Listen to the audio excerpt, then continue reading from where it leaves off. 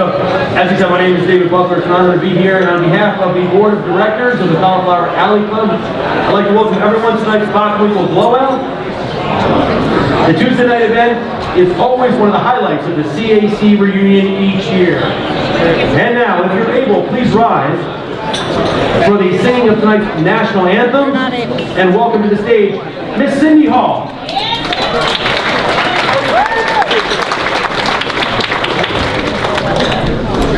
Thank you.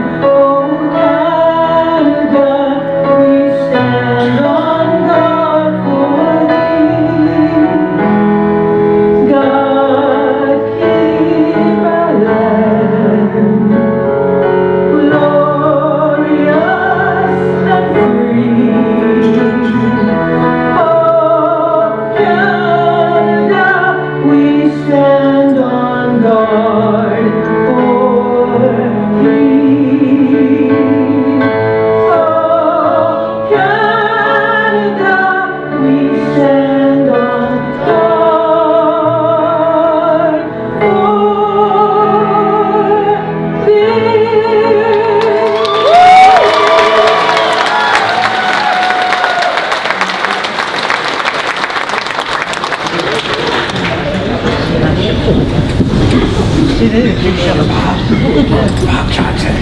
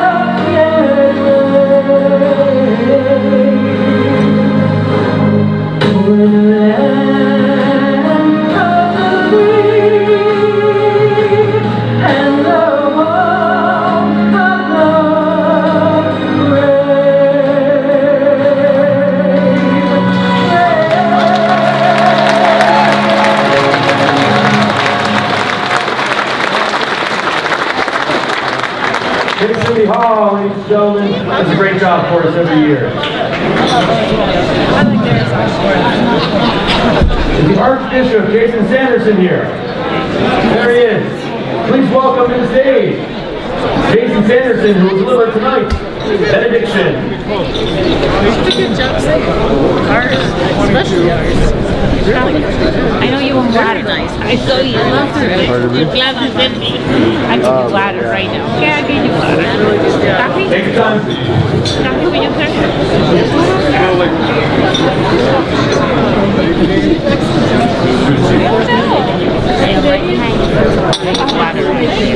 Good evening, ladies and gentlemen. You don't have to worry about the benediction and worrying about a clergyman with a captive audience trained to love. For years we've been doing the traditional toast, honoring those of our friends and loved ones that left us this past year. And I'd like to raise a toast to all those that we have loved and lost, all those whose smiles we don't see, whose laughs we don't hear, whose comfort and embrace we don't feel. But I would like to end that on the note of don't cry because they are gone. Smile because they were here. To our friends.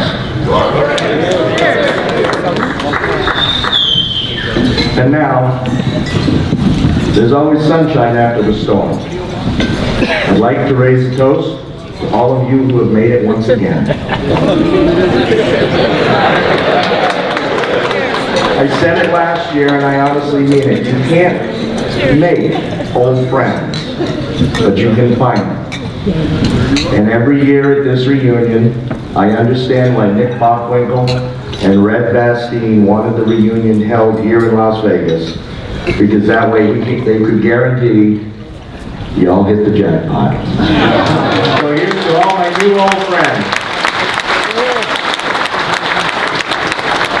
And now, the closest thing I'm going to come to a benediction. Let the festivities begin. Thank you, Jason. We're having a great time in Las Vegas so far. We have some great awards to present tonight. The reunions originally were luncheons that took place in Los Angeles, California. And for the first 15 years or so, you had to be an actual wrestler, boxer, actor, or stuntman to join the club. The club eventually moved the reunions to Las Vegas in the late 1990s, and it has continued to grow and evolve into the wonderful organization that it is today. As professional wrestling's only non-profit 501c3 organization, we are the Ring of Friendship, with over 8,000 members worldwide since our inception, and we continue to provide financial aid and comfort to those who need it. In the early days, the Cauliflower Alley Club honored individuals with a luncheon and a simple paper award. The list of past honorees is historic, including names like Joe Luce, Rocky Marciano, Bubba Olson, Mickey Rooney, Tom Drake, Humphrey Bogart, and Gene Autry, to name a few. The CAC started more formally recognizing individuals in 1992, and that tradition continues tonight, so let's get started. But please note, after each award honoree is positioned over by the CAC photographers area, please let the magazine and official club photographers quickly take their photos. They'll move right out of the way so that anyone else who wants to take a picture can then do so at that time. Thank you. Please welcome to the stage our president and CEO of the Cauliflower Alley Club, Mr. Brian Blair.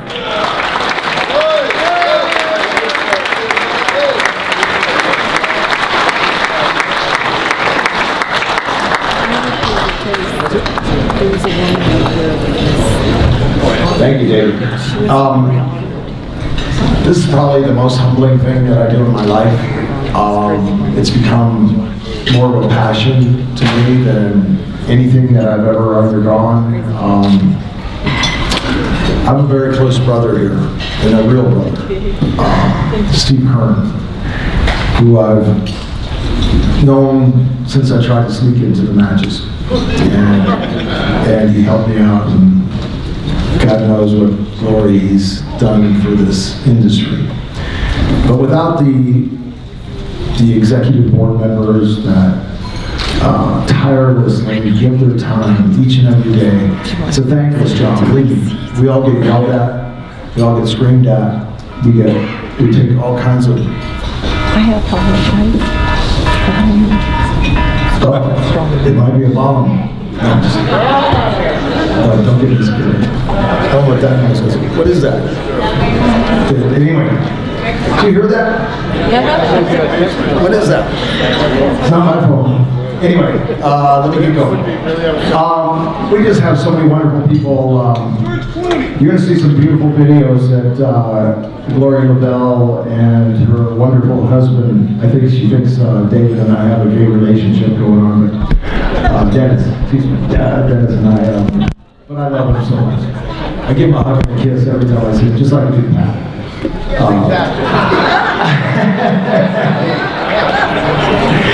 Don't do that. Too much. You know, I see wonderful people here from all over the spectrum. We have the wonderful people from the Hall of Fame in Iowa, which is our basic sister promotion, and we try to always push the Iowa, the Thagos Trez Hall of Fame, which is phenomenal. And if you get a chance in July to check that out, you'll see something very reminiscent of the Cauliflower Alley Club. It's a lot of love, a lot of friendship, and a lot of good things because they preserve what's going on. As you'll see, the Historian Award given away. Without the historians, we could never really understand the true history of this industry. Many people are trying to rewrite history right now, but we have a history that cannot be rewritten, and thank you to the historians that do that. I want to thank all the honorees, because without you, we could never have this. Without the members that do so much. I'll tell you what, I went to the strut-off last night. I've never been to the strut-off. How many went to the strut-off last night? Yeah. That was fabulous. I never stayed the whole time, and I can't remember laughing so much. I think when I woke up, my cheeks were glued to my ears. I was still smiling, and I appreciate the members that put this together, knowing that it takes each one of us to reach another one. And before I get to something that's very passionate to my heart, I want to bring somebody up that has done something that I've never seen anybody work so passionately on. Malia Osaka. Malia, would you come up, please, for that?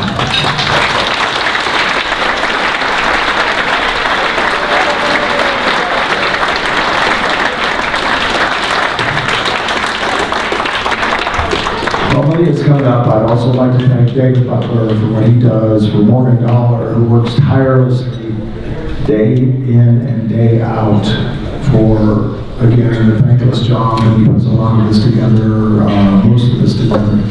And everybody has a responsibility, from Donnie Langdon and his wonderful wife that live here in Vegas, to Matt Riviera, George Shire. We have so many people that give their time and their energy and their love to this organization because we know we're working for one mission, and that mission is to help people that have fallen on difficult financial times in our business. And it doesn't have to be a wrestler. It can be, a referee. It can be somebody that put the ring together. If they did it for over 3 years, we're going to try to help you out if we can. So we're all here for that same bond and that same union, so that there should be no animosity. This is a ring of friendship. Everybody should put all that aside and realize that we're just a bunch of people that love each other.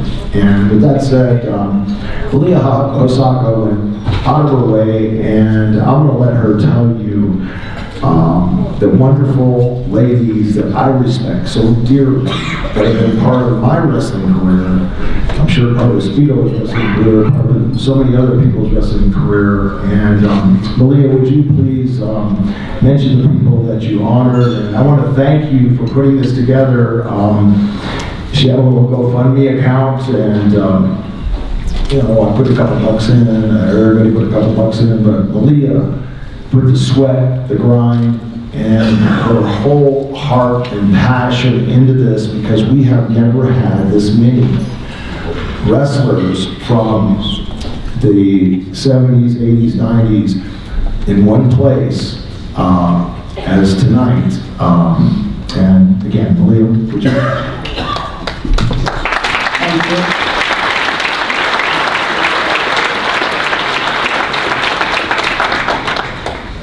it actually started with a conversation with Debbie Combs over there, Ryan girl. She came up with the idea that so many girls are falling off the planet with us, and we're losing so many good wrestlers every year that it was time for the girls to come back together. So last year, after I got home from CAC, we were talking about it. And she said, wouldn't it be great if we could have a reunion of all the women? If we could get all the women still out there that wanted to come here. And I said, yeah. I said, that would be awesome. But, you know, we agreed there was kind of a financial difficulty there, because the problem is the women, they wrestled, they grew up, they got married, they had kids, and they couldn't travel anymore. Well, the boys, you don't really have that problem. You grow up, you wrestle, you get a wife, you have kids, you leave them at home, and you go travel. Some second generations, like her mom, had Debbie on the road with her. They were fortunate that way. There's quite a few second generations, third generations, fourth generations that get that.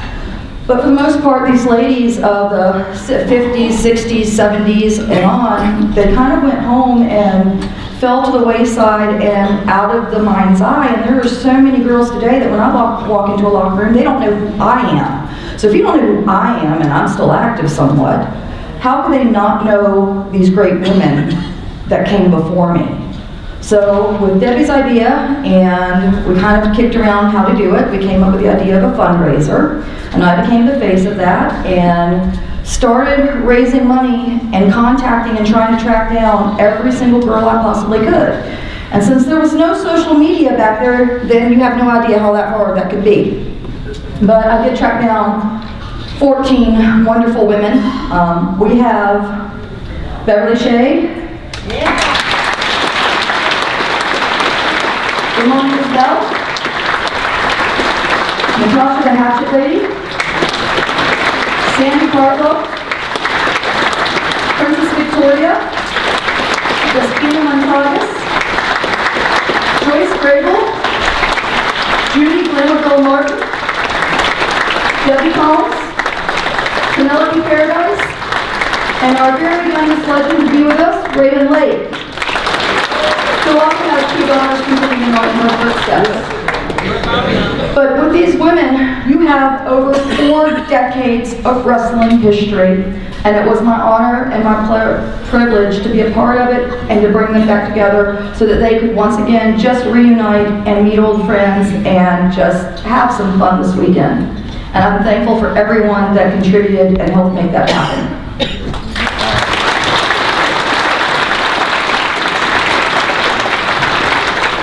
Thank you, Malia. How nice is that? That's like, you know, somebody's taking initiative, somebody's taking leadership. That's what a leader does. And whoever organizes that strut contest, that's leadership. Because I'll tell you what, I stayed up till 3 o'clock in the morning, and I was late for my meeting this morning because I was having so many grins at that strut off and never realized that the members themselves put that together. And it was so entertaining. It was crazy. It was a lot of fun. Thank you guys. I missed the chop contest. What's that?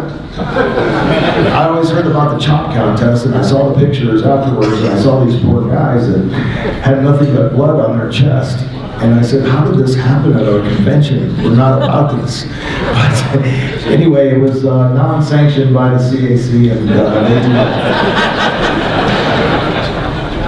so anyway, with that said, I want you to really know what we are here and what we are all about. And I'd like to bring Carl Lauer and Morgan Dollar up, please.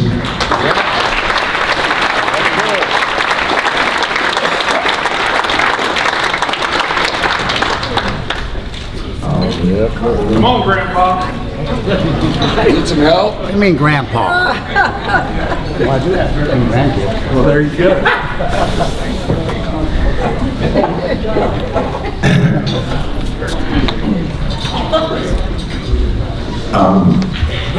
Thank you guys.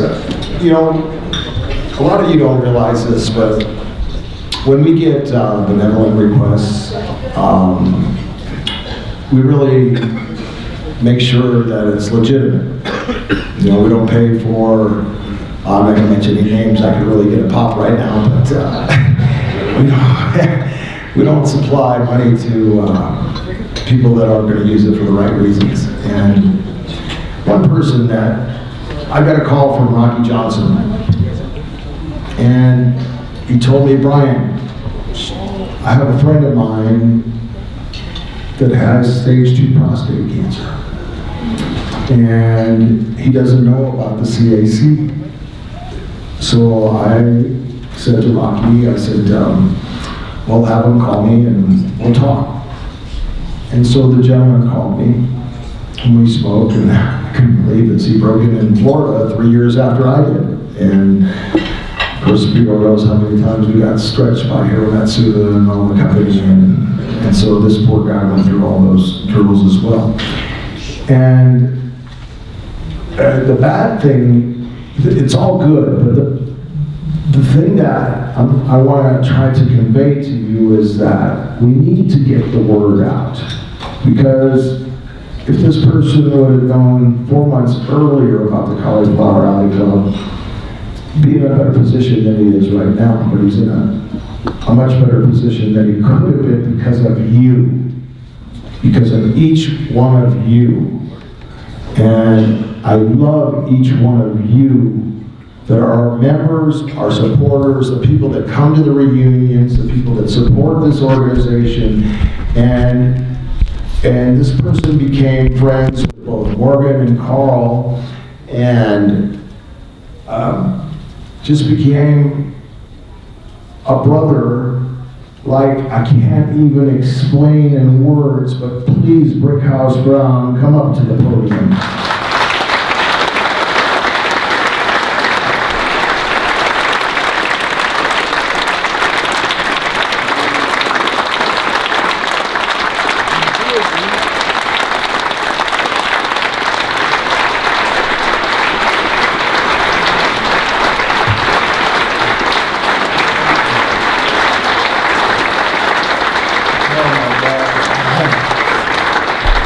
Now, see, I wasn't going to cry.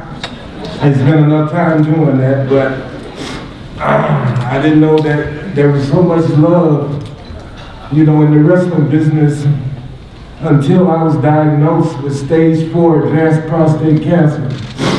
And I was living in a rooming house, practically dying. And Rocky Johnson got a hold of me, and then Mr. Blair. And then I started talking and conversating with Mr. Carl Long, and the rest is history. And they gave me less than 2 years to live. And I started making plans. I made peace with God. I called up everybody, you know, that meant anything to me, and even some that didn't mean anything to me, and said, let's just squash all those heats that we had in the past and let bygones be bygones. I mean, if I owe you any money, I can't get it back to you, so I will. But the bottom line is, I never knew that I meant so much, you know, to a lot of the wrestling fans, and I never knew that the boys really came to my rescue, because right now, to be honest with you all, I can honestly say if it wasn't for the Cauliflower Alley Club coming to my aid, that I would not be here looking at all y'all beautiful faces right now. And I just want to just say one thing, and I know we're on a time limit basis, but you're fine. I'm dying. They found the tumors now in my brain, and they give me less than 6 months. So I feel like I can do what I want to do. And I got a free pass. I have a free pass, and I'm going to take it right now to call one of the guys that was instrumental in me becoming a professional wrestler. And I said, I'm going to call you, and hello, Miss Vicki. Oh, is this Terry? This is Terry. Well, Terry, everybody's listening to you right now. This is Terry Trump, everybody.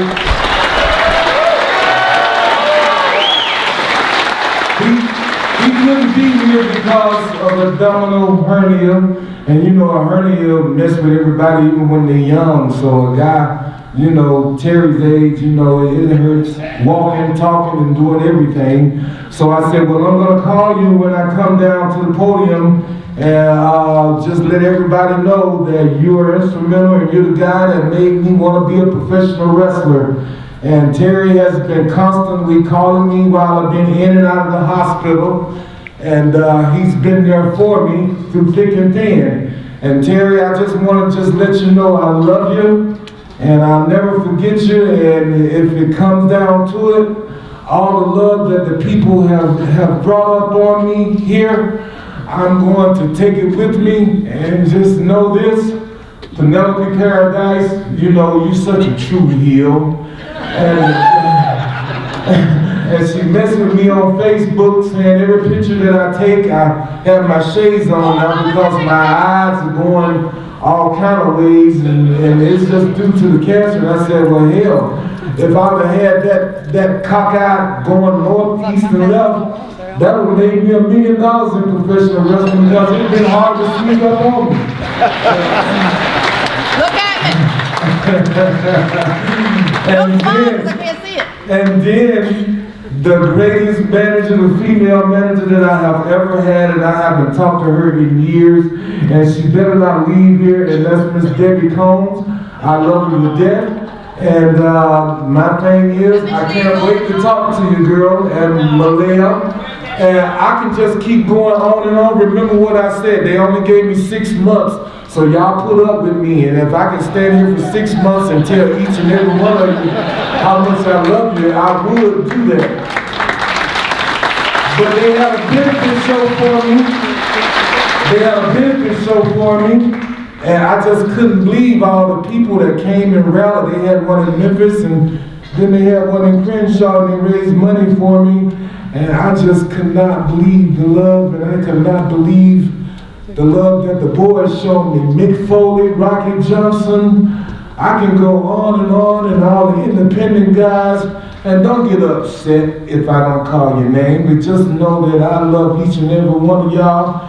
And I know some people, you know, are not gonna lose any sleep that I passed on. They say, that damn Brickhouse, oh well, hell, shit. I remember he did such and such to me in Bill Watts territory. You know? But I'm just saying right now, Terry, are you still there? Yes, sir. Okay, well, I've done enough talking for both of us. Can you put him on live? Yes, but he's on now, but I mean... High speaker.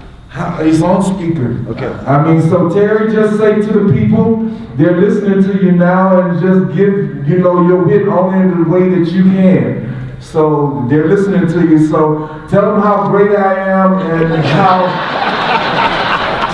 I was one of the best students that you ever had, and that I went on and went way past your expectations,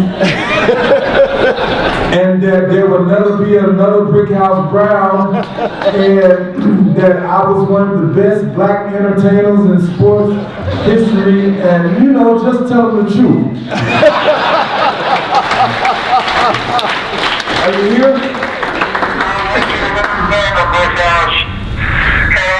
I'll tell you the truth.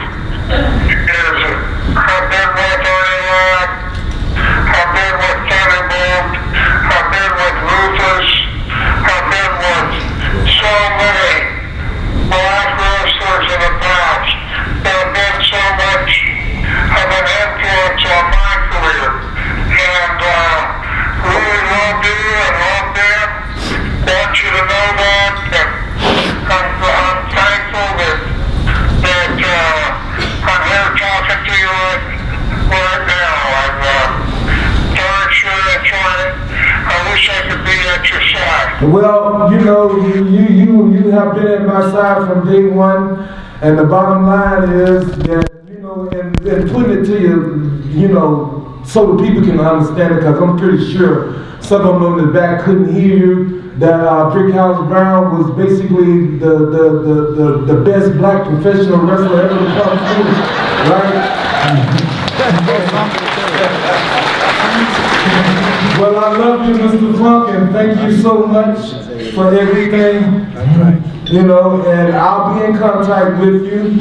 And like I said before, I will be cremated, so you're on the list of people that want to have a little of my ashes. So we're going to send out some of my ashes to everybody that wants some. And,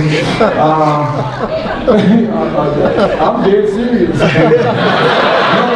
No pun intended, you know. Well, yeah, I mean, if you can't make a joke about it, why would we, you know, why would I come here and be worried, oh, they gave me 6 months to live and I don't know what I'm going to do. I have had a wonderful life, a blessed, privileged life. I've traveled all over the world. I've met some fantastic people. And I mean, it's just been a phenomenal ride. And it was just a privileged position. It didn't mean I was better than anybody. It just means that I was in the right place at the right time. And I'll never, never, never forget this moment. This is one of the best moments that I've ever had, with the exception of the birth of my children. This right here is just so fantastic. And I love y'all, and I'm not going to take up too much more of your time. But just know, now, if I wanted to now, I could stand here 10 more minutes and nobody would be able to say anything right now, see, so. But I'm going to get off of here right now, and I'm going to let the Cauliflower Alley Club just sink into y'all for a minute. The Cauliflower Alley Club, the Cauliflower Alley Club, the CAC. And I am going to be their new poster child, yes. And we can't think of a better, more handsome person to use as a poster child than yours truly. I mean, even though I'm not 250 pounds anymore and I'm about $150 now, but the bottom line is I'm still beautiful. And just like y'all are beautiful also. And I thank y'all from the bottom of my heart. And I love y'all. And let's have a good time. Thank you so much.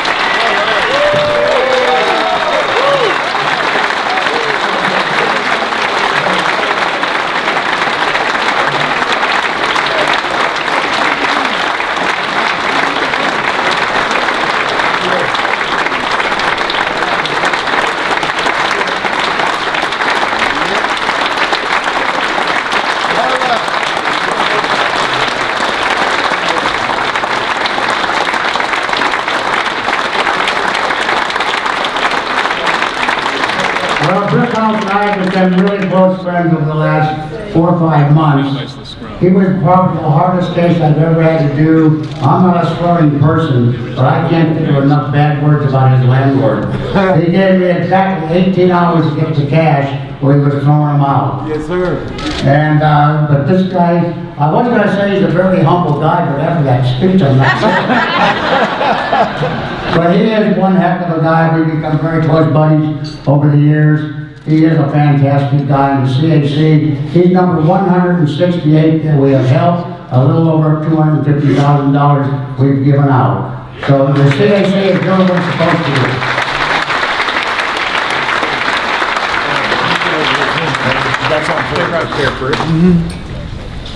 do. These two yahoos, they talking all this stuff. I'm going to tell you what I heard.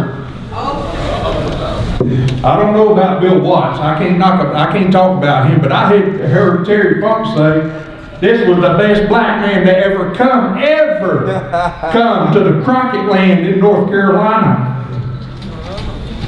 With that said, the very first,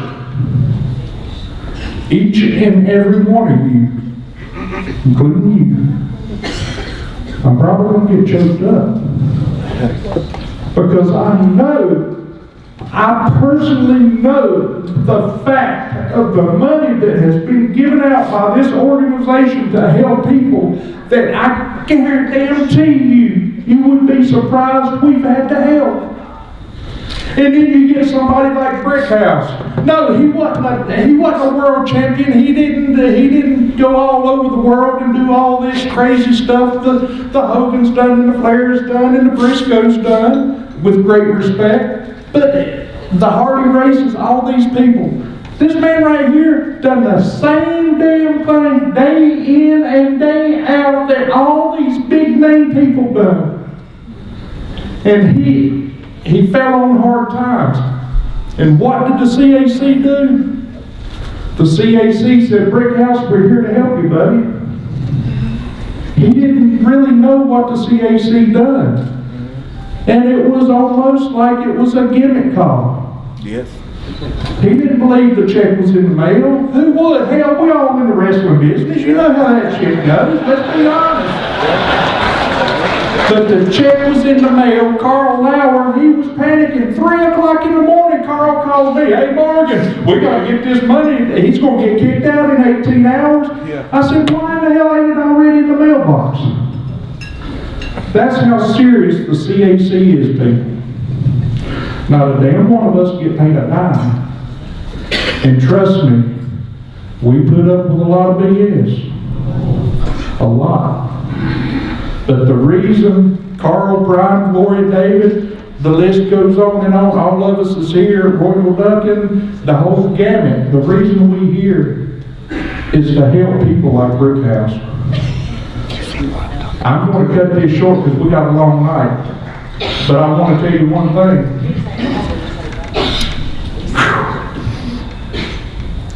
I am holding the very first Cauliflower Alley Club Courage Award, and it's going to my man, Brickhouse Brown.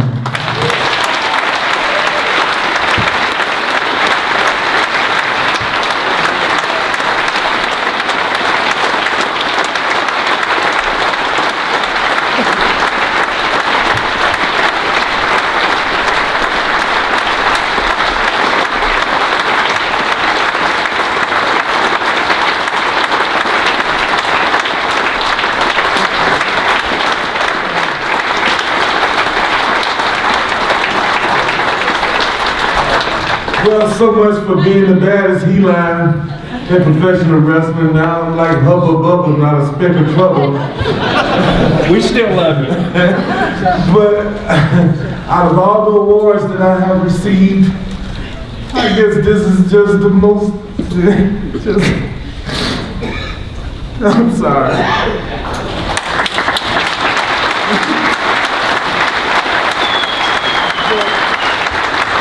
I thank y'all from the bottom of my heart, Mr. Blair, Mr. Laurel, and I thank you from the bottom of my heart. Love you, buddy. CAC, all y'all have just been fantastic, and I thank all you people that have been so wonderful and supportive. And I just couldn't have made it this far without y'all, and just thank you so much.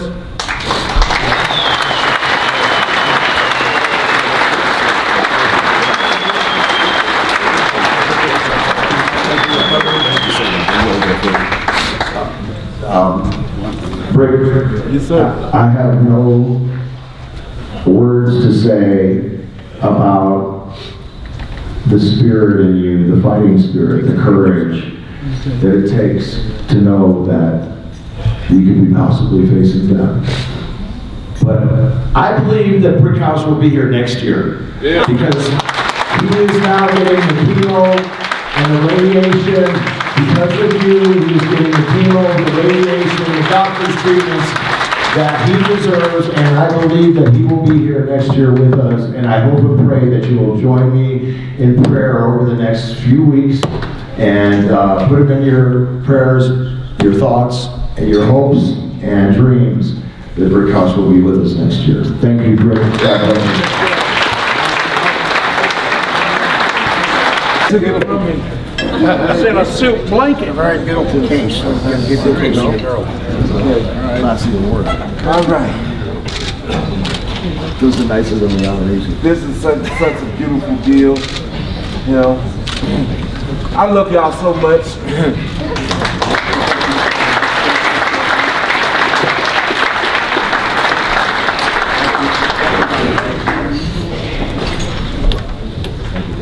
I ain't taking no bump for you, so don't do nothing stupid coming down this stairs. Hey, You know I would. gotta get some sympathy, right?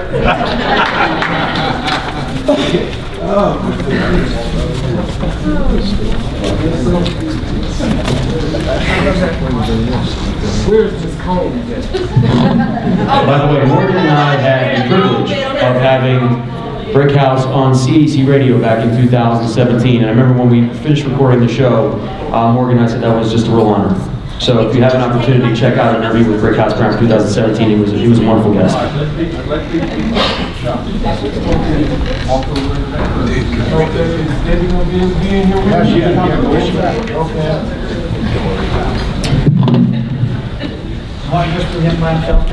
Our next honor of the evening is the 2018 CAC Posthumous Award.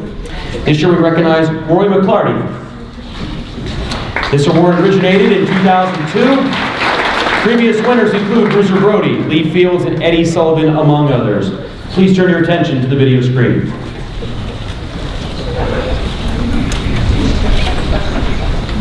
When Winnipeg, Manitoba native Roy McClarty got out of the Canadian military, he decided to give professional wrestling a try, training at the YMCA alongside Ole Olsen and George Gordienka, and debuting in 1948. Moose Morawski once said he was a phenomenal talent, just an all-around great athlete. During the latter part of his career, McClarty settled on the West Coast, working Oregon, Washington, and British Columbia. Beginning around 1971, he refereed and drove the ring truck for the Vancouver promotion. His influence on young grapplers and his valued status in the community are perhaps more meaningful than his in-ring accomplishments. Roy was a true humanitarian, kind and sensitive, a legitimate nice guy. McClarty worked for the school board in the years before his death from heart failure in 1998. Roy McClarty, described as a great guy, worker, and a teacher, left a lasting impression on everyone he met. It is an honor to welcome him into the ring of friendship.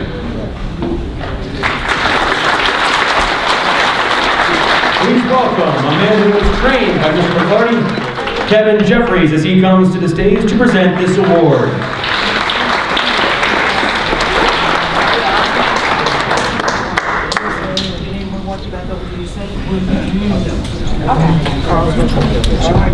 Make sure y'all do nothing. Now, go.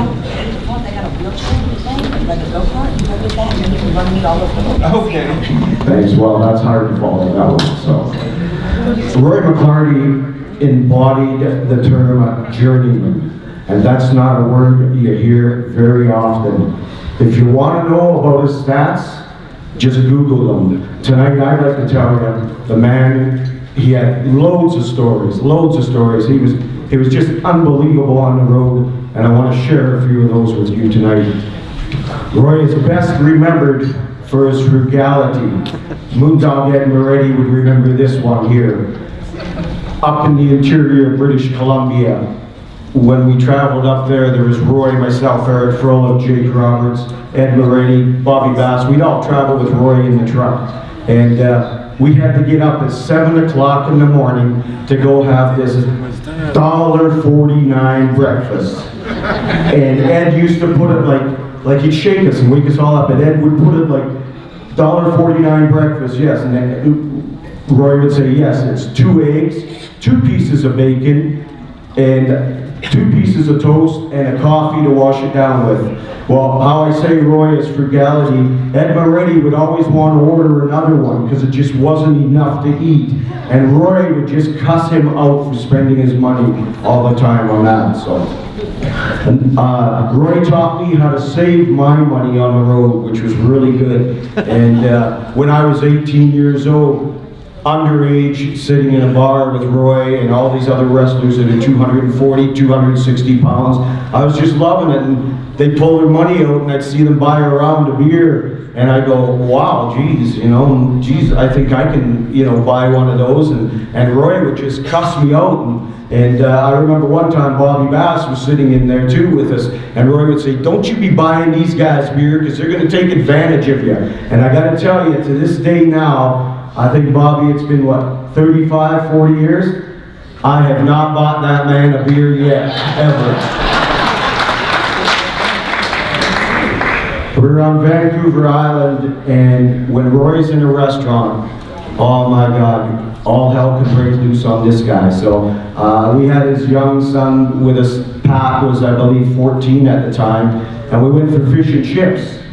And we get our fish and chips, and that we're sitting at the table, and Roy looks over to Pat and just gives that look, like looks at his fish and chips, looks over to me and looks at my fish and chips and says, Kevin, have you got fish in yours?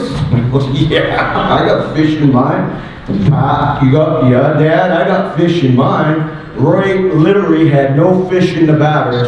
This guy would walk right into the back into the kitchen, and he took this plate into the chef, and he said, did you cook this? And he says, yes, sir, I did. He says, well, where's the fish?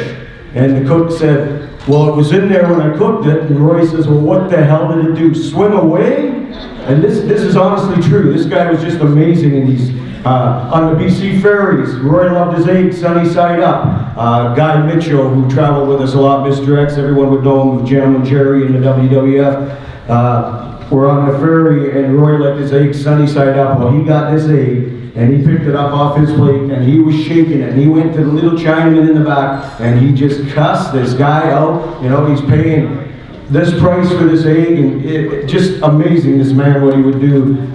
His wife Jerry used to give me hell because she thought I was the one that egged him on to do it. But he always called it like it was when he saw it. Don Leo Jonathan wanted me to tell you a story. First of all, Don Leo would like to say hi to everyone here. He couldn't make it. He sends his love to everyone. They were over on Vancouver Island one trip over there, and they used to go down, I think it was Powell River or somewhere, he said, and they pick oysters off the ocean there, and Roy would have Big Red there, the truck that pulled the ring, and they'd be shucking these oysters. Or apparently the 1 year where they stopped there to get these oysters, I guess the government or someone leased this land out to some people, and Roy didn't know about it, so he's got all these oysters. He's got them on the front of the truck, and he's shucking them, and this guy comes walking over to him, says, excuse me. And Roy, he gives that funny look like, yeah, like, who the hell are you? You know, and he says, those are my oysters. And Roy goes, what do you mean they're oysters? And he says, these are my oysters. I own these oysters. I leased this land for the oysters. You got to put those oysters back exactly where you got them. Roy give him the look again, like, he says, I'll tell you what, I'll make you a deal. And the guy says to Roy, what's that? Roy says, all of those down there are your damn oysters. These are Kross. These ones mine. They're the ones I take. In the New York area. You're okay. You're okay. That wasn't the. You're okay, sir. Guy Mitchell and I took Roy to the hospital in Penticton, British Columbia. We're in the swimming pool there and just swimming around. And Roy gets out of there and he's got water in his ear and he couldn't hear a thing. He couldn't hear a thing. We get into the hospital and they were shooting something into his ear. I don't know. And all of a sudden, all this stuff comes out. And the nurse and the doctor, they say to him, he says, "Can you hear?" And Roy goes, "Oh yeah, that's a lot better. That's a lot better." Mitchell walks in front of him and goes, "Roy." Roy starts banging his damn head again, thinking he's lost it again. So, but you know, everyone, the ones that knew him best remember him as a mentor. He always looked out for the boys. If he liked you, his advice is as true now as it was then. If a promoter pays you pennies, that's all you're worth to him. For me and others in this room that were blessed to travel and learn from Roy, I'm tremendously honored to introduce Roy McClarty into the circle of friendship and this year's posthumous award. Ladies and gentlemen, the youngest daughter of Roy McClarty, Kelly McClarty. I'm going to give you this here. You can give this to her.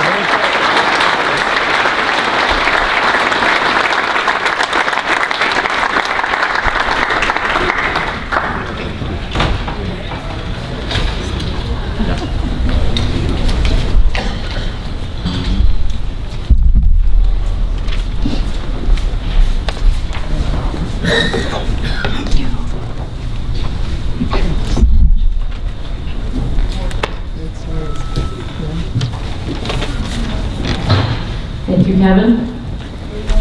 Hi, everybody. This is my first time here, and I've had so much fun in the last 2 days, meeting new people, hearing all these stories about my dad. Great times. I'm not sure I can put into words what this moment would mean to my dad if he were here today, but on behalf of him and my family, I will try. For my father, wrestling over 20 years meant more than competition. It meant an enduring legacy of hard work, dedication, and so many great friendships. He loved his fans, and they loved him. I hear so many stories and amazing comments of how much he was loved and appreciated in his business. He loved to travel all over the world using that sleeper hold. The squared circle truly was his comfort zone. Through it all, he always found the positives in the sport and continued his passion for it even after retirement. My childhood was spent by his side watching the weekly wrestling shows and going to the live events. This is where he taught me the magic of the greatest industry in the world. I loved every minute of it, and it's a legacy that he would be proud to see still being passed along today, be it in his name or that of his peers. The lessons he taught me about life through the sport of professional wrestling are still being echoed here today at the Cauliflower Alley Club. I love what the CAC does here, combining the legends of today with the talent of tomorrow. Makes me incredibly happy seeing the paths they have paved being followed. I am thankful to see so many friends of my father's here tonight. I've gotten to know a few, Kevin of course, Bobby, Greg, Ed, Vance, just to name a few, who make my day by telling me stories about Dad from the past. He was an amazing human, father, wrestler, all of it, missed beyond words. I laughed with a friend the other day, actually, and I said, Dad is probably hanging out with Andre and Stu in that amazing roster up in heaven. So I have so much gratitude for you, from you, for allowing me to be here and be part of this today, and honoring my father. So to the Cauliflower Alley Club, a huge, sincere thank you very much.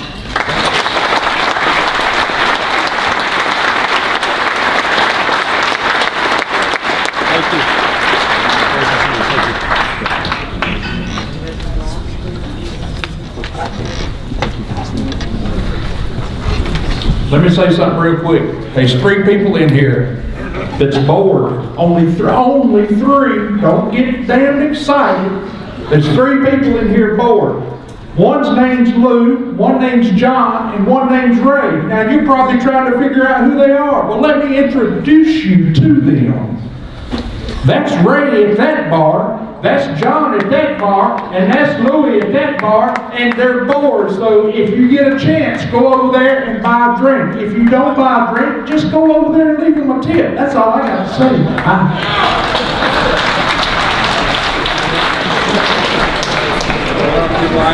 Morgan and I had the privilege of hosting CAC Radio for 7 years together. It was really a great experience. But last year we turned the show over to our 2 new co-hosts. And the board of directors would like to thank Jim Valley and Matthew Robles for doing such a fine job and upholding the standards of excellence that we tried to set since we started the show in 2011. Thank you, gentlemen.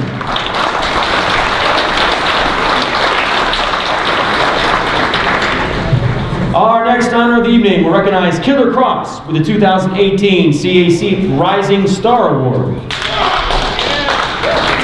This award, it was initially entitled the Future Legend Award. It originated in 2000. Previous winners include cheerleader Melissa, Kurt Angle, Trevor Murdoch, Ricky Lindell, and Frankie Kazarian, among others. We ask that you turn your attention to the video screen. Roy McClarty got out of the Canadian military. He decided to give perfection, but not yet. It's the best we can afford for the budget we got. Bear with us. That video screen. Kevin Killer Kross grew up gutting it out in various neighborhoods in the New York area, but kept his focus on his one and only goal, Professional wrestling. In 2014, Kross debuted and was Rookie of the Year. In 2015, he made his first appearance in Global Force Wrestling, along the way winning the first annual Bill Apter Inaugural Invitational. He is a former World Heavyweight Champion in FSW and Modern Vintage Wrestling, and made his presence known in Lucha Underground. In 2017, Kevin moved to Lucha Libre AAA Worldwide and has proven himself a force to be reckoned with. Kross has worked alongside such superstars as John Morrison, Matt Hardy, Tommy Dreamer, and has worked dark matches for WWE. He proudly states that he has been most inspired by some of the most ruthless greats in the industry, including Steve Austin and Brian Pillman, and is drawn to the physicality of the Japanese style as well. With the controlled rage and disciplined focus of this young athlete, it's only a matter of time before the fighting style of Kevin Kross achieves all the goals he has laid out for himself. The CAC is proud to honor Kevin Killer Kross with the Rising Star Award. Please welcome CAC Executive Board Member Scott Hosey to the stage to present this award.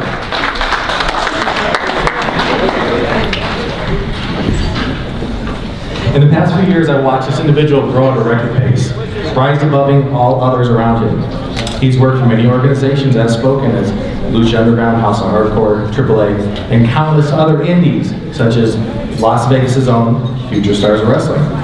As mentioned, he's worked alongside Matt Hardy, John Morrison, Tommy Dreamer, just to name a few. He brings the old school approach to storylines and actions in the ring. He's always the first in the building and last to leave, working on his skills before all the other workers arrive or leave. When his opponent's not in the building, he actually sits there and works through his entire match by himself. His dedication and professionalism is a plus to our sport. Some call him Killer Kross, I call him the Toll Man, and I also call him a friend. Time to pay the toll man, TikTok. 2018 Rising Star Award winner, Kevin Killer Kross.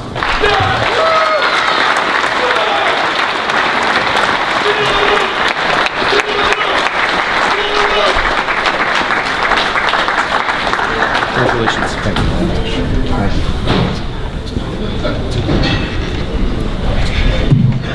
Good evening. Well, I'm very honored and privileged to accept this award. This is really very humbling, and being able to be a part of this and hear everybody's stories, it's really, really very touching. And I wasn't really sure how to approach this specific part of tonight. I wasn't sure if I should write something or, you know, one thing comes to mind being here, submersed in all this. It's sincerity. There's a level of sincerity here with CAC. It's very touching. So I'm a very private person. I don't really talk much about my personal life outside the business, but I think right now would probably be the most appropriate time to tell you guys, I guess, a little bit of personal history about how I kind of got to here today. So my life as a kid, you know, we usually end going to sleep in my own bed and then waking up around 6:30 a.m., 7 a.m. in a gymnasium or a boxing gym, and it would be the sounds of somebody hitting a heavy bag or somebody's head hitting the canvas, or you know, collegiate wrestling, Public Enemy. That was a big thing in the 80s, early 90s. Welcome to the Terror Dome, all that stuff. My father was a wrestler and a boxer, and my grandfather was a boxer as well. Combat sports was just a part of our family culture. I grew up in it and around it. I wouldn't even know how to live without it. It's just a part of me. So participating in all of that kind of felt like a chore as a kid. I didn't understand the usefulness of how that created discipline in me and how I'd be able to use that later on in life. It felt like a chore. It was hard. It was really hard. And I would come home, and then I would get to watch wrestling. And it was kind of funny because, you know, my family would let me watch wrestling, but it was kind of taken as like a big joke because here they are, these legitimate tough guys, you know, doing the wrestling, doing the boxing, and then is everybody jumping around in gimmicks and such, but they allowed me to enjoy it, and I think they enjoyed it too. You know, I grew up being very comfortable in conflict, and that's kind of what sports combat threw you into, was teaching you how to manage conflict, teaching you how to manage yourself in conflict. So I just had this comfort zone with conflict, and I remember having conversations with my family periodically throughout my life saying I wanted to be a professional wrestler, and they just weren't really having it. So as I got older, I just kind of stayed in my comfort zone. I thought, you know, I would participate in various competitions and tournaments and sports combat, and I finally decided that I wanted to move to Las Vegas. Moved here about 6 or 7 years ago. I wanted to fight pro, wanted to fight professionally. I found that I could hang with a lot of the guys that I was seeing competing on television, and I thought it would be a good move, but really in the back of my mind, I was, even in practice as an adult, I'd do the practices, I'd come home and I'd watch pro wrestling. It was like I wasn't even watching the fights really that much. It was always back to pro wrestling. It was this passion. So when I moved here, when I got into the full swing of things, I was in the camps and I was going through the motions, getting ready to fight pro, and something was not clicking. It was undeniable. I thought maybe in the beginning I was just like, I don't know, like in a bad mood or something, but I don't think a bad mood lasts for a year and a half. So there was something really missing, something, you know, I don't know, a word comes to mind, like fulfillment. There was a fulfillment missing. I couldn't figure it out, so one day I just went down to Future Stars of Wrestling. It's a wrestling academy here in Las Vegas, and I started training, and you know, I immediately knew the moment I walked in the doors, when I got in the ring, I was like, this is where I was always supposed to be. Everything just began to click, and then when I started working in front of people, I finally figured it out. You know, the middle ground between sports combat and pro wrestling was I was in love with the spectacle. I wasn't really so much in love with the violence, I wasn't really so much in love with the competitive nature. I didn't really care for all that. It wasn't coming from an egocentric place. I couldn't figure out what that was until I found pro wrestling, and you know, I was always very concerned with committing my life and my earnings and the revenue I was going to generate in a profession to, you know, committing that to violence. I was very concerned about that, how that was going to change me, how I was going to think, and the person I was going to become. You know, I've always been submersed in conflict since I was a kid, and I just hit a wall at some point in my life where I just had enough of it. And something really amazing happened in pro wrestling, and you know, there's something more to it, there's something more powerful than the holes and the stories we're telling. I came to find when I started working in front of people, they started reaching out privately. You know, fans and people, and they were saying that the things that we were doing in the ring, the stories we were telling, the performances, it was helping them cope through things in their life. Cope through grief, cope through loss, cope through terminal illness. And it was just this very, very surreal stroke of universal balance where subconsciously I was tired of conflict and violence. And eventually I really just followed my heart into pro wrestling. And I would have never imagined it would have happened like this, but I wound up in a strange way kind of learning how to help, motivate, inspire, and heal people. And I didn't realize how much I actually needed that. I really didn't. I mean, everybody in this business, whether you realize it or not, that's what you're doing. It's not so much about exactly what it is that we're doing in the ring. We're telling stories that people are taking with them. We're creating timeless moments. That's amazing. Nothing beats that.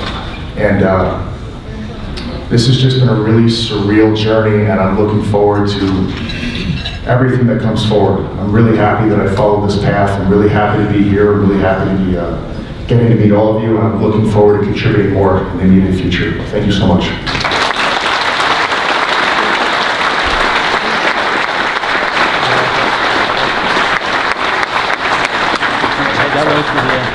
Congratulations. Congratulations again to Killer Kross.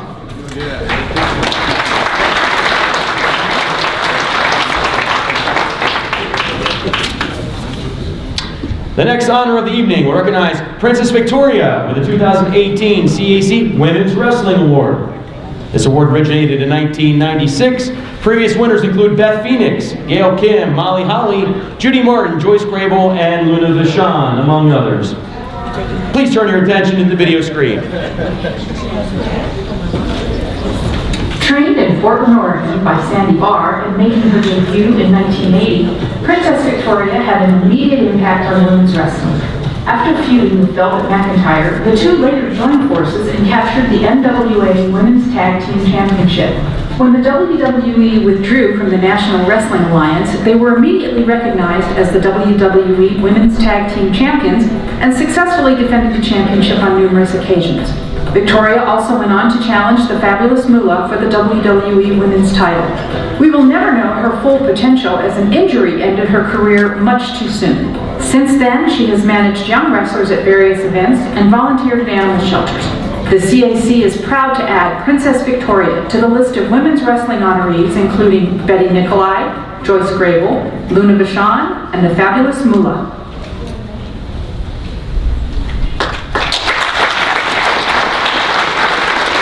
To present this award, please welcome her niece, Erin Barrett.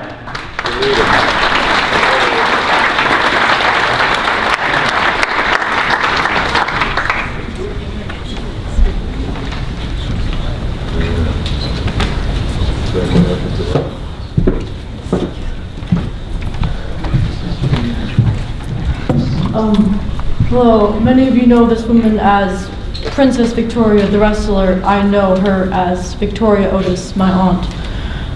I've known her for 2 years now.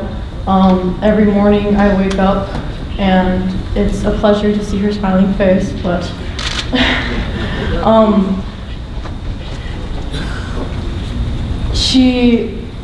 every day I come home from school and it's a daily routine to come outside and sit with her and talk about my day. It's one of my favorite things to do.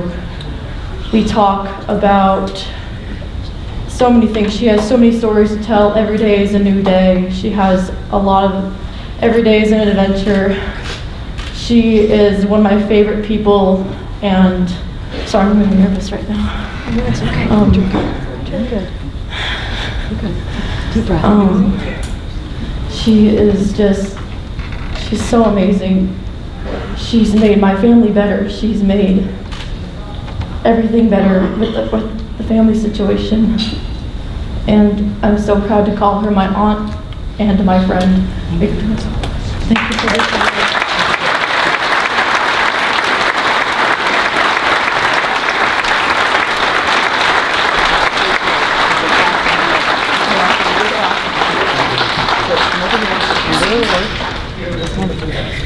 You know now, I'm gonna have to whoop your butt. You made me cry.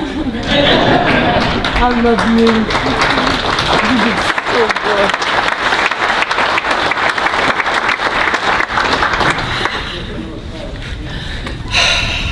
good. You know it's hell when you're gonna have to stretch your own niece.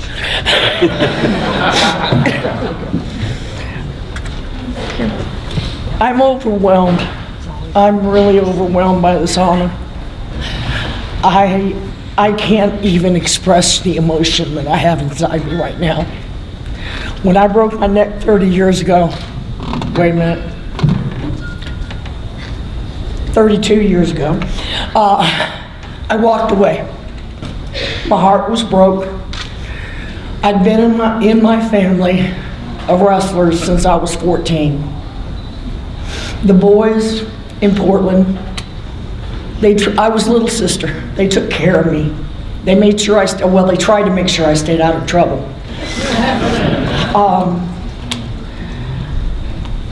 I'm just overwhelmed by this. Thank you guys so much. Joyce Grable, Judy Martin, Despina, thank you for everything that you taught me. Thank you for all the road tricks, all the ribs. Oh, you think the guys are good at ribs? Ever walked into a dressing room and saw your boots super glued to the ceiling? Don't make us mad. We get even. And we give good receipts too. My ladies over here that I traveled so much, my partner Velvet couldn't be here.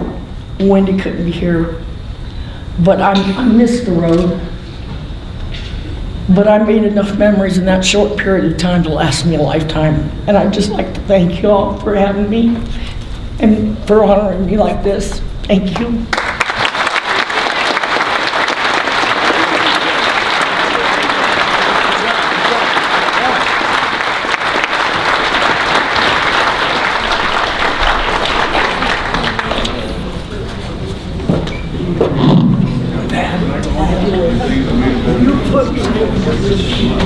The membership of the CAC truly is the lifeblood that keeps this organization alive. This membership comprises of individuals from all aspects of professional wrestling, as well as those of us who just enjoy what you do. At this time, we would like to recognize the actual professional wrestlers, referees, ring announcers, broadcasters, and all the workers in attendance tonight. Please rise if you can, and accept our heartfelt thank you for entertaining us and supporting the Cauliflower Alley Club.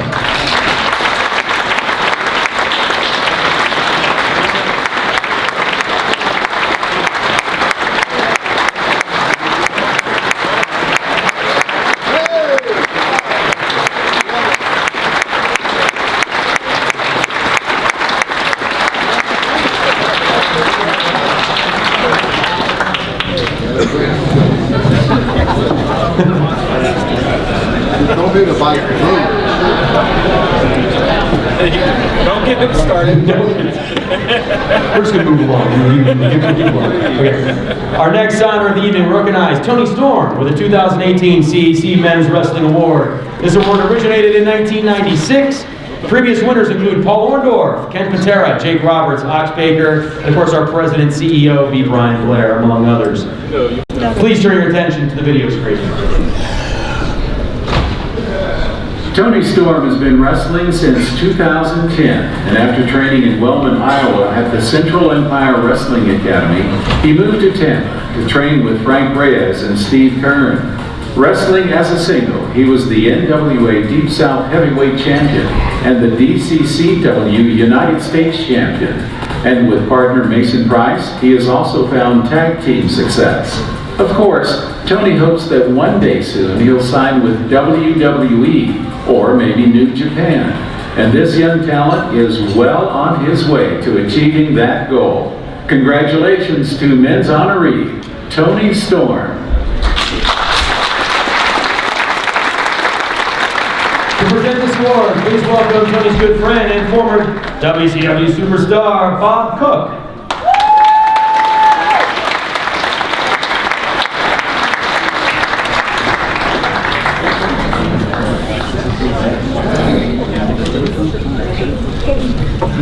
Thank you very much.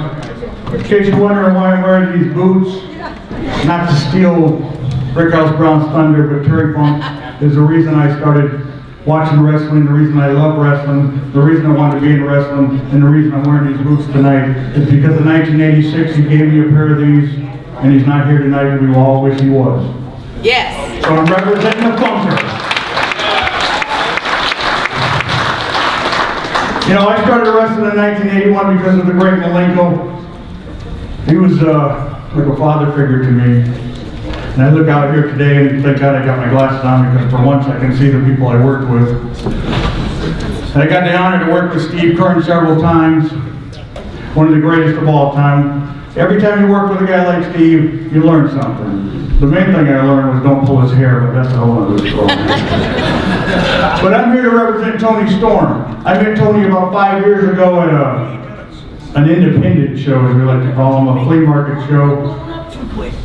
Half the guys were wearing outfits they got at the Goodwill, but the other half were a little bit more high class. They got their gear at Walmart, I think. But one guy stood out, and it's not because of his goofy haircut. Admit it, Tony, you had a goofy haircut back then. And I believe a legend told you to grow your hair out. And if he tells you to do something, you do it, right? We know what we're talking about. But he stood out. He had the outfit. He had the boots, wrestling boots. You know, when I first started, the great Malenko said, you gotta get yourself a pair of wrestling boots. And I said, what, wrestling boots? Are you crazy? I was so excited to get my first pair of wrestling boots because I was training to be a pro wrestler. Shocking? Not at all. And I couldn't wait to get them, and I still have them today. Every once in a while I wore them, no, I'm gonna go there. But Tony had what it took, what I thought. He stood above the rest. He didn't bring his gear in a garbage bag, and he didn't look like a garbage wrestler. If you're gonna be in professional wrestling, one of the main things to do is look the part. Am I wrong? And since that day, Tony has grown. If you look at the picture of Tony from 5 years ago when I first met him, and you look at him today, it's like night and day. He didn't spend his time laying around smoking cigarettes saying he couldn't afford boots, like a lot of guys do. He spent his time in the gym. I saw Tony become a man in the last 5 years. And I'm proud to call him a friend. I'm honored that he asked me to do this. And Tony, your parents are here tonight. Not only should they be proud of you, but they should be proud of themselves for raising you. Because we know how hard it is to raise a man or a child this day and age. And they raised you right. Woo! He's got the discipline. And he's got what it takes to be a success in professional wrestling. Whatever that is, I don't really know, because let's look around. When you look in the history of wrestling, some guys made it and you went, what the hell were they doing? What did they do right and I did wrong? I don't know. But Tony's got what it takes because he's got discipline, he's got heart, he loves the business, he'll take advice, he won't just ask advice, he'll actually listen to it and do what you tell him to do. Or take the advice at least. Most guys just pretend to make you feel better. And I'd also like to say something else because I'm sitting here and I want to say it. My friend Dave Sierra, the Cuban assassin, went to the dressing room last night. And some of these overbearing, obnoxious, pig-faced bastards who called themselves professional wrestlers didn't know who he was, didn't go up and shake his hand. And if you're in this business and you don't know who the legends are, like Steve Kern and the Cuban assassin, you don't belong in the business. Because if you're in the business, you should want to know. And if you don't know, get out of the business. That's my opinion. Because they are absolute legends. I'm not trying to put Steve Kern over because I am, because he deserves it, but he's a legend. Preach. He earned his spot. If you want to earn your spot, at least shake the man's hand because it starts from the beginning, and that's where it starts, right? The great Bockwinkle told me to sit down and shut up. So that's what I'm going to do. And right now, May 1st, 2018, my friend Tony Storm, the Men's Award, Cauliflower Alley. I love you, Tony.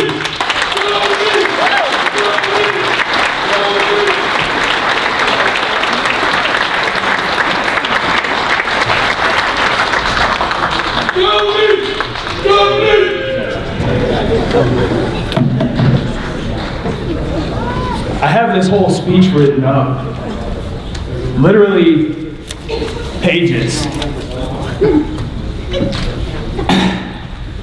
And after everything Bob said, there's no way I can go off of what's written down. After listening to Brickhouse, Killer Kross, after listening to everybody, I learned in the last 45 minutes that the circle of friends is not a tagline, it's not a gimmick. This is real life. I've been here for 2 days, and it's been the most absolutely amazing 2 days of my life. I've had people walk up and congratulate me that I grew up watching, that I've idolized. There are guys that are working currently that I watch and I study, and I'm like, man, that guy just came up and said congratulations to me. Who am I?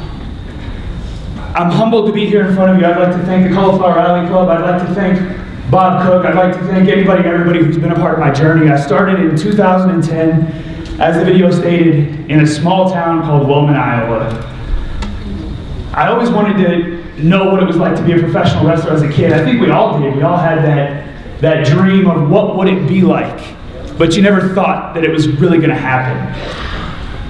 And my whole life has been being in the right place at the right time in front of the right people. I was in the right time, right place, right time, right people when I got into wrestling. Training went well. I loved it. My goal when I started was to just be good enough to get booked on the show that was owned by the promotion that ran these shows. If I could just get on those shows, I made it. I did that. I thought I made it. 2 years down the road, I moved down to Florida, and I thought I left professional wrestling behind me. I took my bachelor's degree, my master's degree in business, and I moved to Florida and I started managing a gym down in Tampa. And that's where my whole life took a 180. And a wonderful gentleman by the name of Steve Kern walked into the gym, and I knew who he was the minute I saw him, but I never said a word about wrestling. Somebody dimed me out and told Steve that, hey, that kid used to wrestle in Iowa, you should talk to him. And we built a friendship that I never would have imagined possible.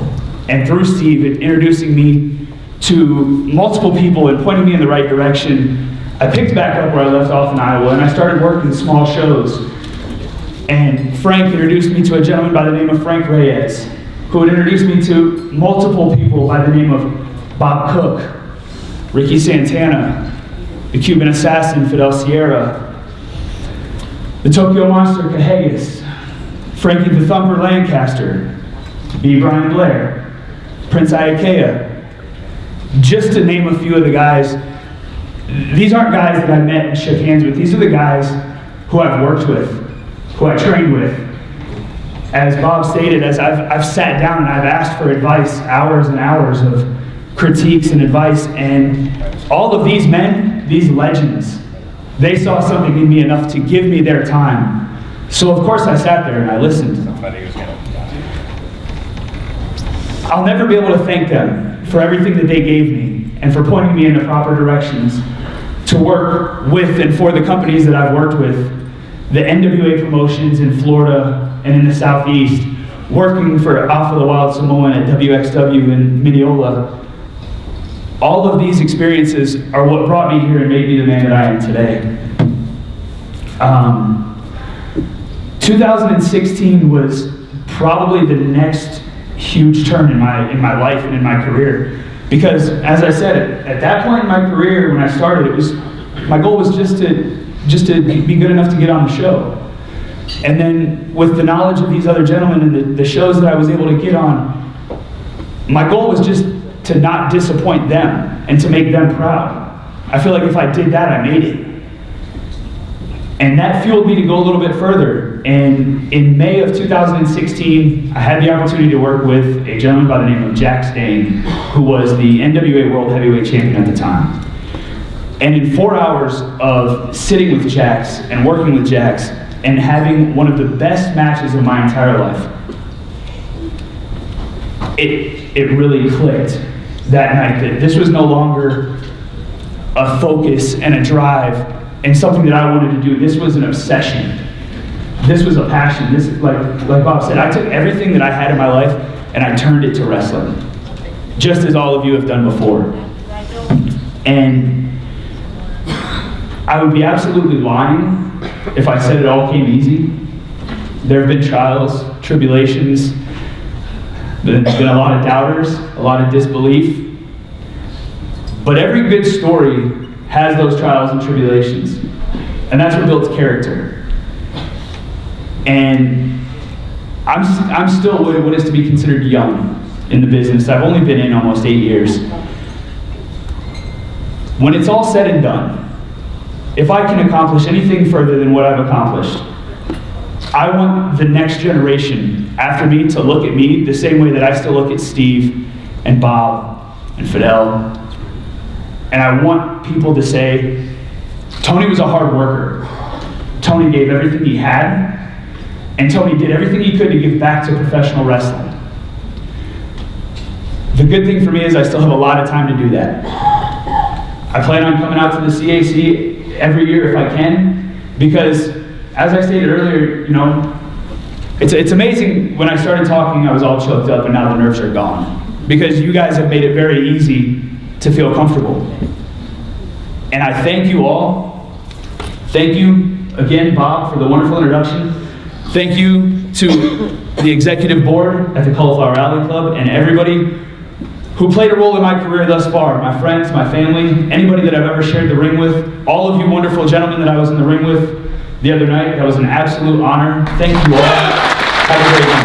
We're with 2018 Men's Wrestler Awards winner here tonight, Tony Storm. How do you feel about winning the award this year? honestly, I'm very humbled. I'm very appreciative of the honor and just the fact that so many wonderful people thought so highly of me to offer me this honor. It's very humbling and very touching for me. And what can we expect from you in the future? Do you have any big bookings coming up? I have quite a few big bookings coming up down in Florida. I'll be a part of Ronin 19. I'm a part of a brand new up-and-coming very large promotion, Blueprint Pro Wrestling. You can expect a lot of big things to come from Toni Storm in 2018. And where can people follow you on social media that are watching this? My Twitter and my Instagram handle are @_Toni Storm. I also have a website, TonyStormOfficial.com, that has a full calendar of events and bookings, and you can follow any of my activities on there. All right, thanks a lot. Best of luck to you in the future. Is there anything final you want to say to the fans out there watching? I just want to say thank you guys for all the support. Without you, I wouldn't be here. So thank you. Keep following the journey, and I would love to meet and talk to every single one of you.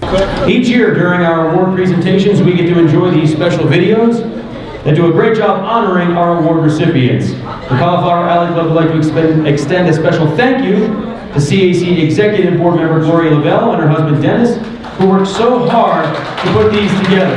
Your diligence and effort is appreciated by all of us. Also, although Royal Duncan is not able to be here tonight, an executive board member, we'd like to thank him and his team at Royal Publishing. They do a great job at publishing our signature newsletter, The Ear, as well as the reunion programs that you'll see tomorrow night, and we are grateful for all they do. So next time you see Royal, say thank you, because they work really, really hard for the Cauliflower Alley Club.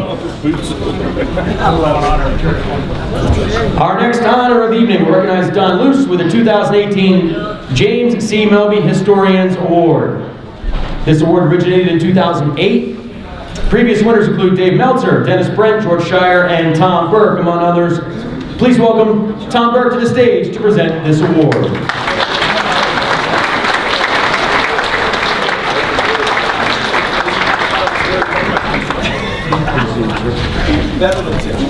Thank you, David. Ladies and gentlemen, it's an honor and privilege for me to have a wonderful friend, a great man, a great wrestling historian, to be the recipient of the James Melby Award tonight. The word historian is defined as an expert in history of an area or of a particular subject. That is Don Luce. Simple and easy. However, getting to that level was a road comprised of hours, days, weeks, years, decades, as he combed the archives on microfilm machines at libraries coast to coast. Don's first introduction to professional wrestling was in 1951 when Harry S. Truman was president. A side note, there was another president that Harry S. Truman knew, and that was Sam Munchnick. The Democratic National Committee was setting up for the national elections, and they needed a venue, and they decided to go to St. Louis. When they went to the office to book the venue, they found out Sam Munchnick was running a card the same week they wanted to run their convention. A telephone call from, maybe it was Harry to Sam, ended up with Harry being elected president from the St. Louis venue. It was at a neighbor's home that Don first encountered professional wrestling on a black and white TV. And what did he see on that black and white TV? Was wrestling from the Buffalo Memorial Auditorium. That first encounter with professional wrestling is something we all can relate to. For Don, it may have been the flying dropkicks of Argentina Rocca, the deadly claw of Killer Kowalski, the masterly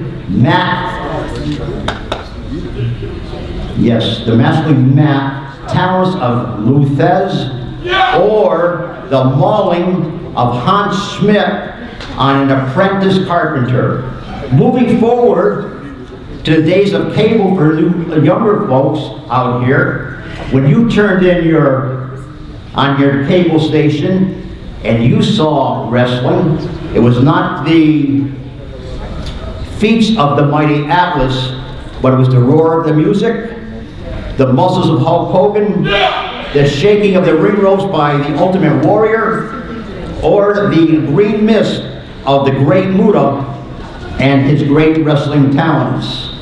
Wrestling was on live all over the United States and the world, and it was something which has brought us all here tonight.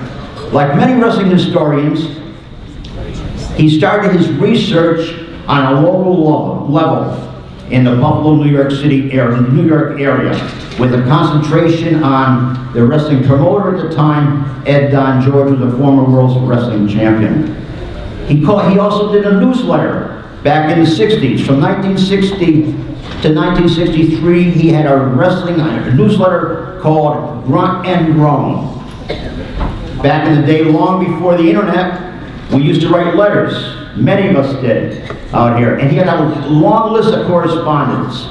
Some very well-known wrestling fellow historians, Tom Gannon, Bob Nish, Larry Luce, who became the promoter in Cedar Rapids, Iowa, Uncle Bert Ray, who published the wrestling newsletter called Mat Mania, which at that time in the 60s was equivalent to the Wrestling Observer today, and Gerhard Schaefer, the well-known German wrestling historian. He continued, and he continues to this day to write to people via emails, etc., and also in the letter form. And those people are Mike Hewitt, Scott Teal, myself, Tim Hornbecker, and others. But his friendship with the late Fred Hornby and the greatest wrestling historian of all time, J. Michael Kenyon. Don's research is wide and varied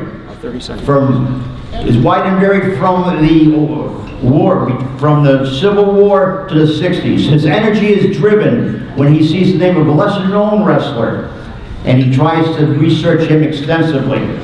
Title changes are also a keen interest of Don. He discovered a world title match in Utica, New York in 1921. Earl Caddick, billed as the world's heavyweight wrestling champion, to face the local favorite, the Utica Panther, Joe Malkovich. However, there was a slight error.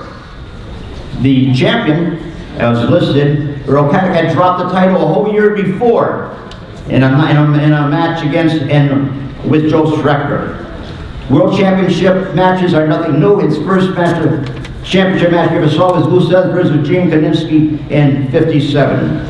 Today, Don continues his passion, doing wrestling research, not going through the archives at Blair libraries, but a click of a mouse.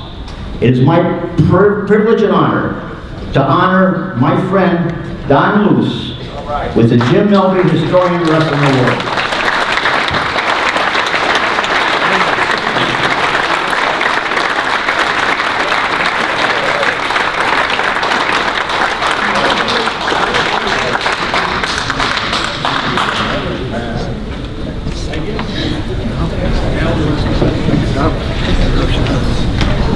I'd like to thank the Cauliflower Alley Board for this award.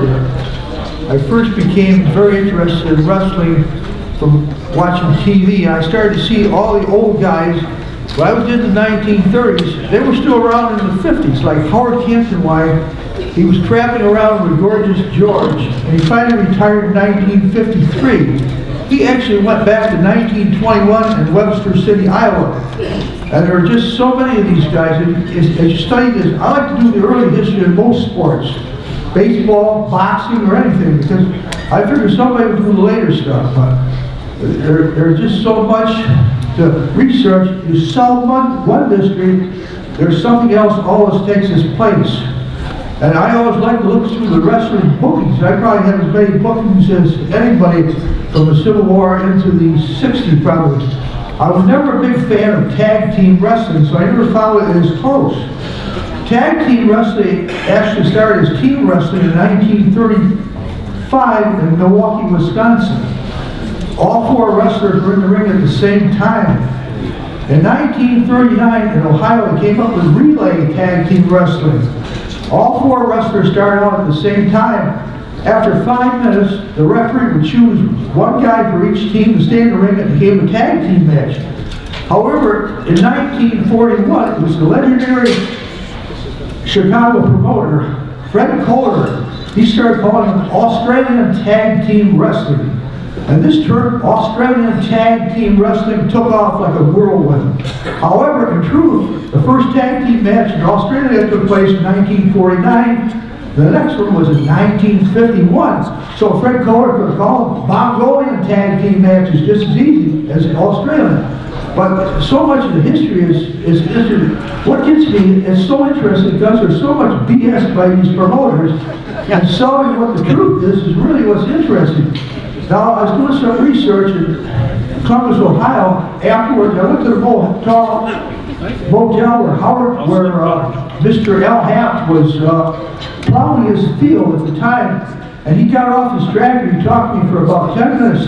He says to me, he tells me all about the John Pesek-Prestina match, but he says, "Don't take it so seriously," he says to me. I should have took his advice, I guess, but I did. But in the 80s, when I joined Sabre, I started doing all this baseball research. I started seeing all the old wrestling names, Tom Jenkins, Frank Gotch, and what really got me interested. I finally said, hey, there's 1,000 people that research baseball. I'm going to be different and research wrestling. There weren't too many people that did the old history then, and it was just so amazing. I find it like that there, but it's just like a mystery. I don't want to keep you on too long. But there's a case of this guy that wrestled as Dave Denton. He wrestled for Montreal in the 40s and he came back in the 50s. And somebody asked me, who the heck is this Dave Denton? We quickly found out it wasn't Dean Denton. Dean Denton was a former world champion for Salt Lake City, and he was out in California. So I started researching all my Buffalo matches the same period. I discovered Warren Bockwinkle had never wrestled in Montreal. He'd be wrestling Thursday nights up in Toronto, Canada. Well, this mysterious Dave Denton would be in Ottawa on Thursday nights. So I finally found over a 2 months period, they never were on the same nights. So it was very easy to piece together that Warren Bockwinkle was Dave Denton. I finally found a picture which proved this out. But the end of the matter is, in 1961, a Dave Denton Jr. showed up in Montreal, and again, that was Nick Baku. We had a couple matches up there under that ring name. But solving a lot of these ring names is what? I missed J. Michael Kenyon. He was about the only guy I could ever discuss 1930s wrestling. And so much of the 1930s really appealed to me. There was no tag team, well, they're outside, they didn't push it. The trouble with tag team wrestling, I always figured they had about 3 or 4 tag team matches on the same card. And that's what really changed wrestling, I think, because, instead of, they really pushed it. I don't want to keep this going longer, but in 1951, Bob Christianberry, who was the head of the New York State Athletic Commission, said, you can have 1 tag team match a month in each city. This went on for so long, finally they got a new commissioner, and he said, boys, I don't care how many tag team matches, have as many as you want. So the promoters started putting 3 or 4 of these matches on the same card. And I think that's really changed wrestling history. But I don't want to buy that. I'd like to thank the Cauliflower Alley Committee for this world. But one thing that got me into wrestling research, it kept me out of the barns a lot. So I want to end this short so we can all get to the barns. Okay, thank you.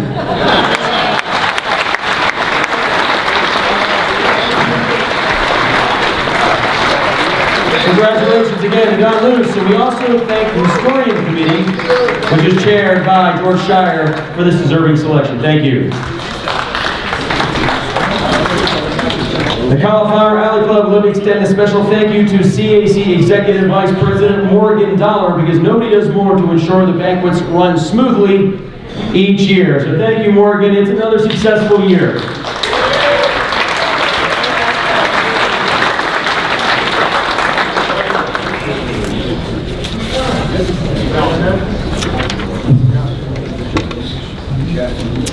Our next honor of the evening will be the 2018 Charlie Smith Referees Award. This year we recognize an individual who also happens to be celebrating his birthday today, Mickie J. Henson. This award originated in 2016. The previous winners include Bobby Simmons and James Beard. Please welcome Bobby Simmons to the stage to present this award.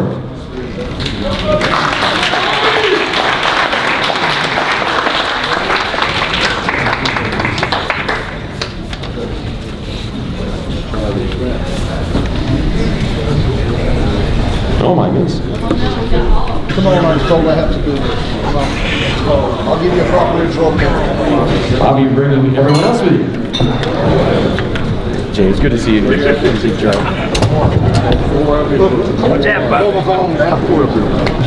I was told I have to do this. I'll give him a proper introduction in a moment, but could y'all join me? Happy birthday to you. Happy birthday to you. Happy birthday to you. Happy birthday to you.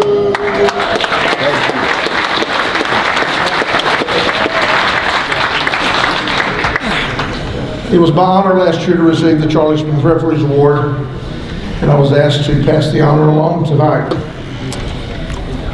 Mickie Henson started refereeing in Florida way back when, in the 1980s. He worked for WCW, he worked for the WWE, and he came off the road in 2009. He lives in Key West, Florida. It's a tough duty, somebody's got to do it. And I could go on, and I could read the bio, but I thought it might be good to tell you some of the benefits of what you're about to receive. Number one, if you take this plaque with you that has Charlie Smith's name on it, into any Waffle House in the country, for $3 you can get a cup of coffee. Awesome. If you lay it on the dash of your car, you can park any handicap space in the country and they won't give you a ticket. Being a pastor of a church in Atlanta, I have to go to a lot of funeral homes. If you ever have to do that and you take this with you, the funeral directors will bring you a chair, they'll sit down, they'll bring you soft drinks, coffee, they'll wipe your forehead. Because when they see that name, they think, my God, he can't still be alive.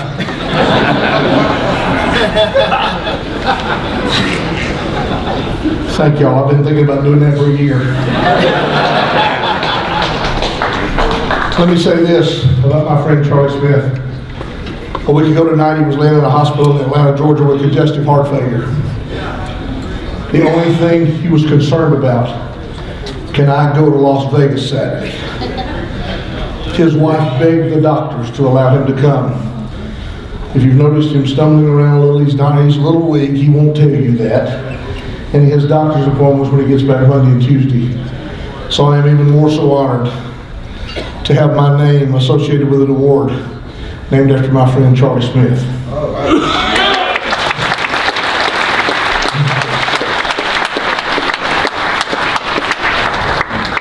It was my privilege to have my name added to a list with James Beard. And tonight, me and James are very honored to add to that list the Charlie Smith Referee Award for 2018 to Mr. Mickie J. Henson. Congratulations, sir. Charlie, I'll let you do the honor, sir.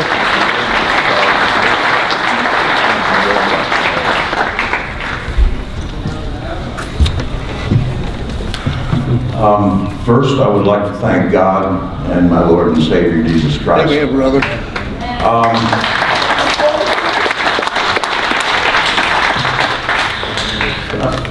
I've heard a lot of miracles tonight. From Brickhouse Brown, who I worked with in Florida, to Charlie. And I was told in 2008 I had 6 months. So Brickhouse, I'll see you next year.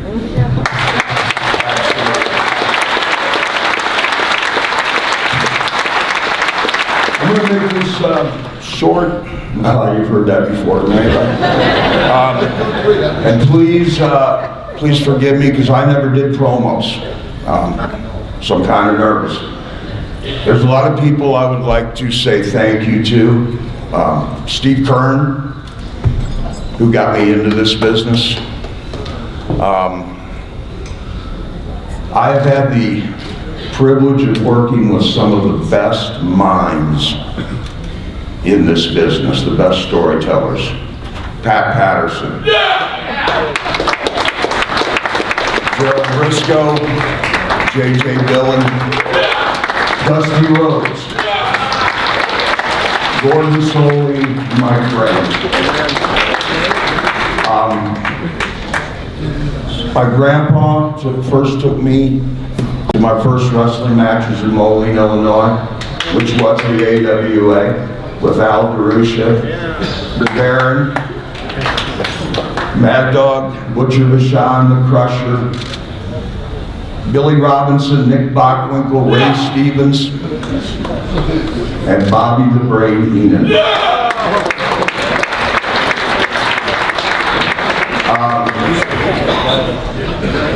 I want to thank Kevin Sullivan for giving me an opportunity with WCW. I would like to thank the WWE for taking care of me after I was diagnosed in 2008, which they didn't have to do.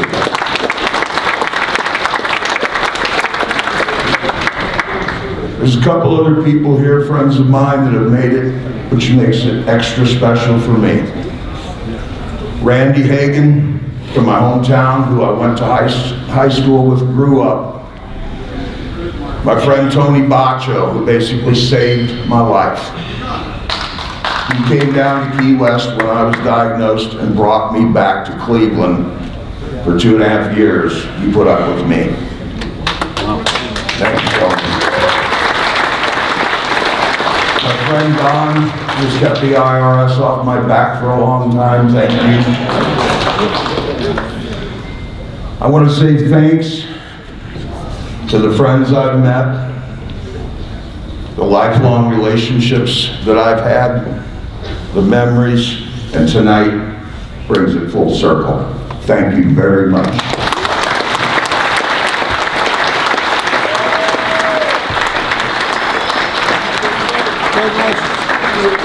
Our final honor of the evening will be our first ever CAC Lucha Libre Award.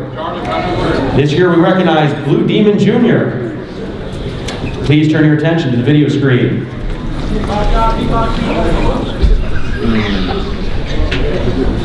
Born in Mexico City, Blue Demon Jr. broke into the wrestling business in 1985 in Tijuana. He had big shoes to fill as the son of the much-loved Blue Demon, and he didn't disappoint.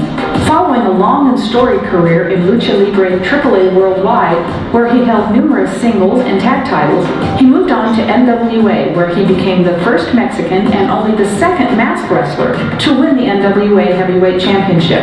He captured the Pro Wrestling Revolution Championship at an NWA Mexico event in Mexico City, followed by a PWR Tag Team title with former rival El Hijo de Santo. He later found success in Lucha Underground, including an epic match against Chavo Guerrero. Blue Demon Jr. takes his role as champion and wrestler seriously and never removes his mask in public, just like the great luchadores of the past. One of the biggest Mexican stars in wrestling history, this versatile athlete has also acted in several movies, including Mil Máscaras versus the Aztec Mummy, The Starfighters, and had a cameo in Mel Gibson's 2012 movie Get the Gringo.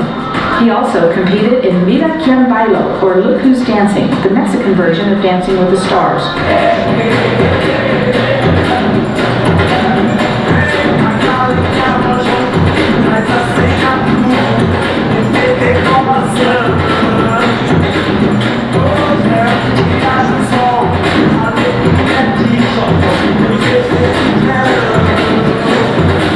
Among the many titles he's held, Pro Wrestling Illustrated ranked him number 25 of the top 500 singles wrestlers in 2010. Blue Demon Jr. has brought style and grace to wrestling, accolades not normally mentioned in the same sentence. Blue Demon Jr., congratulations on being the CAC's first Lucha honoree, and welcome to the Ring of Friendship. Please welcome Blue Division Boxing World Champion Jesse Vargas and Carmen Desperito to the stage to present this award.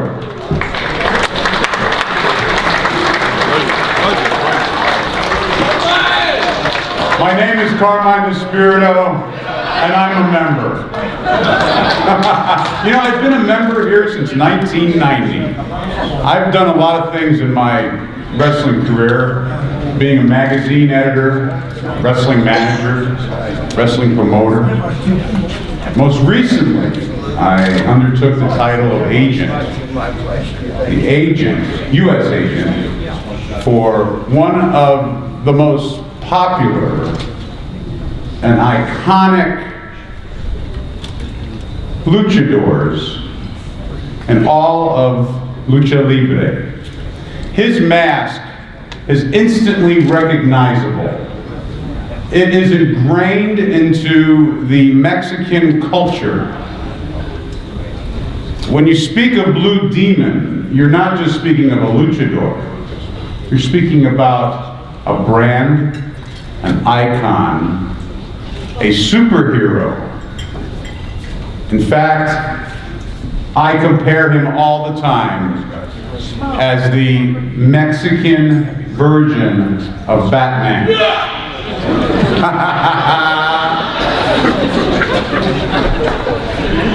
This is a great honor this evening. To present the award is a two-time world boxing welterweight champion of the world, currently ranked 3rd in the world, ladies and gentlemen, Jesse Vargas.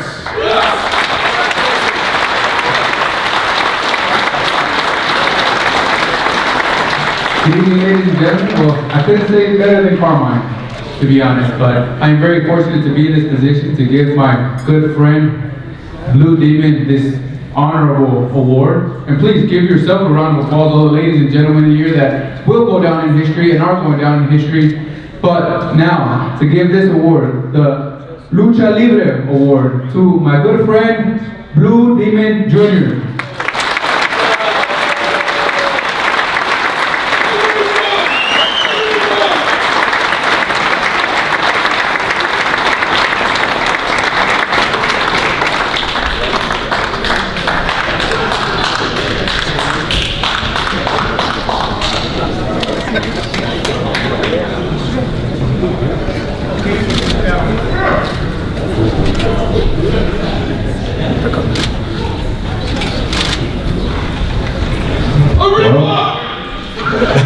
Thank you. I didn't say something in my first speech in English, and I tried to do well.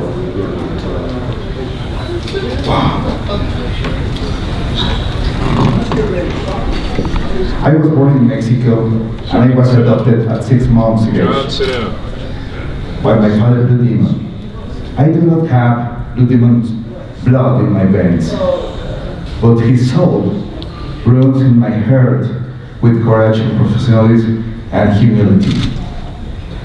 I feel very grateful to win this award. It's also very committed to continue climbing day by day to achieve excellence and keep alive this legacy of my father in wrestling or lucha libre. I want to thank to my wrestling fans, thanks to my partners and wrestlers, thanks to my family, thanks at CAC, and thanks to my father. Thank you so much.